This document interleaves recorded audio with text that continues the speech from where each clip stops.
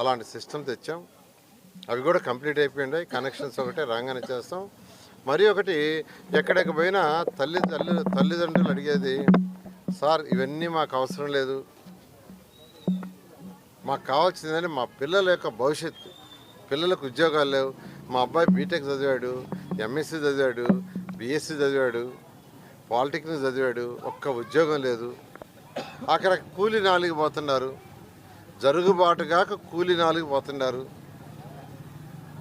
4-5 దగ్గరలు అడిగితే ఆ బీటెక్ చదివిన వాళ్ళు ఆ చికెన్ పకోడ బండి పెట్టుకొని అమ్ముతున్నారు. ఇలా ఈరోజు పరిస్థితి. దానికి పరిస్థితి కారణం ఏంటంటే జగన్మోహన్ రెడ్డి గారి పరిపాలన. యువతకి ఉద్యోగాలు రావాలి, వాళ్ళ భవిష్యత్తు ఉండాలంటే ఫ్యాక్టరీస్ రావాలి. ఫ్యాక్టరీస్ రావాలంటే అల్లర్లుండే రాష్ట్రానికి ఫ్యాక్టరీస్ రావు. దేశ విదేశాల నుంచి వేరే